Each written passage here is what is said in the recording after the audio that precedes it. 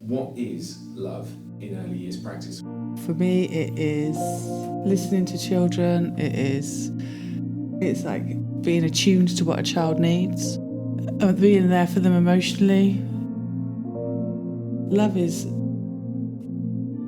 caring for them. For me, that's what love is. So it's just being there for that child and being there for what that child needs.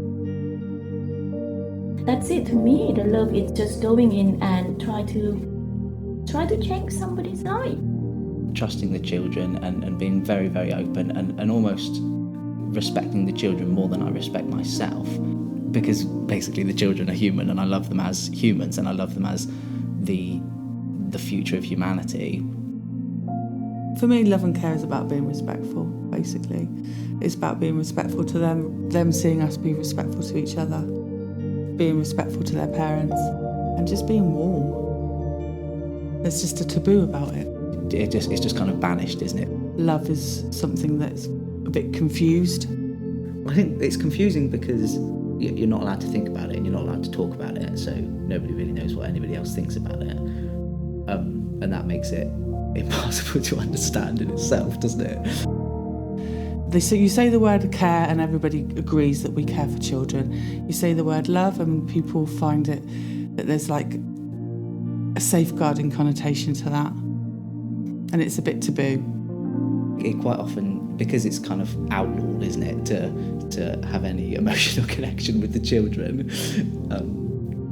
it does stop you from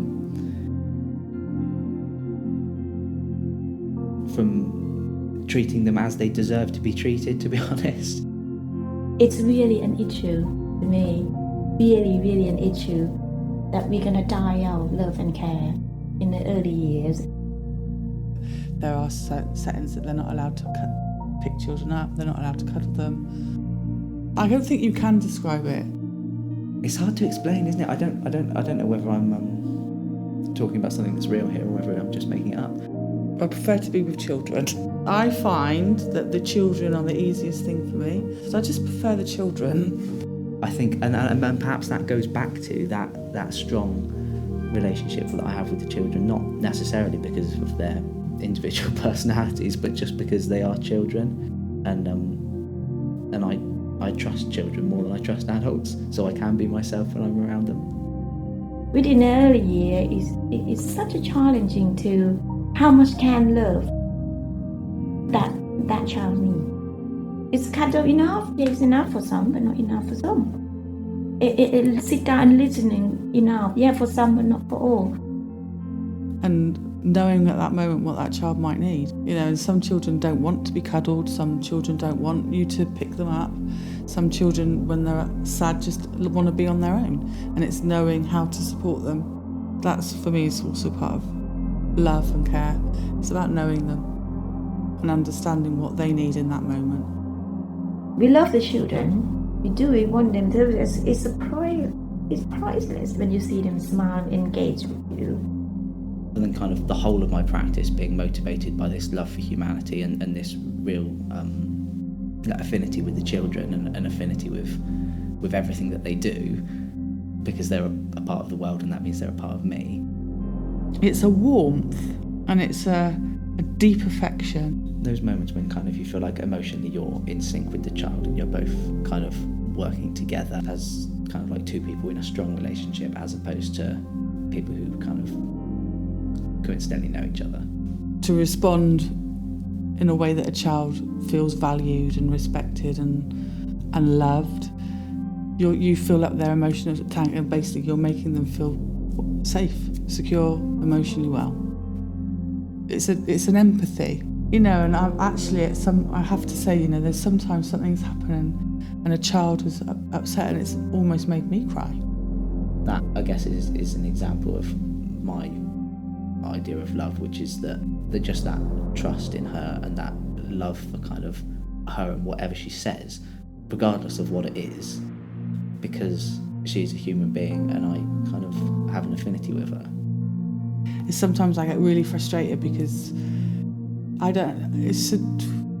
they're just children and they deserve to be treated, you know, with respect, obviously, but with warmth and love. You can tell by the eyes. They're desperate for love. They're desperate for someone to listening to them. Maybe give them a hug or say you're doing a great job.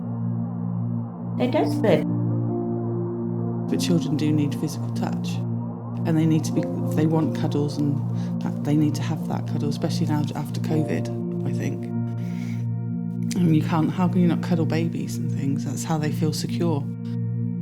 That's what, for me, love is making a child feel secure, safe and secure in a safe space in their setting, with adults that are responsive to what they need. Whether it's a cuddle or, affirmation, or, just for someone to say that their drawing that they've done is absolutely beautiful. That's, for me, is what love is. I'm more myself when I'm with the children than I am any other time.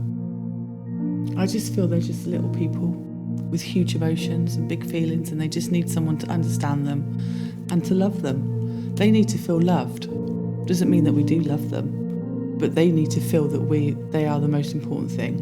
And that's how I feel about the children in the setting, and it's how I treat my own children, and it was the way that my parents treated me. There's actually some children that I would kind of get very, very protective over, and actually kind of in my more radical moments at work, that they'll normally be motivated by one of those children that I have a really, really strong affinity with, because I kind of really align with who they are, and I feel very protective over them. So I'll quite often stick my neck out on the line massively and make myself look an absolute fool in front of my colleagues. So when I came over to England, and like saying my first day in a setting, I was told to let go of a child's hand in case he got attached to me. I found that really strange, because why wouldn't he want to be attached to me? And he was upset, and at that moment I did let go of his hand because I was new and that's what I was told to do. But I felt like that I really failed that child in that moment. No day's perfect, but you want to go in there and do the best that you can for the children. And I think the only way you can get the best or do your best for these children is to be warm and loving and affectionate.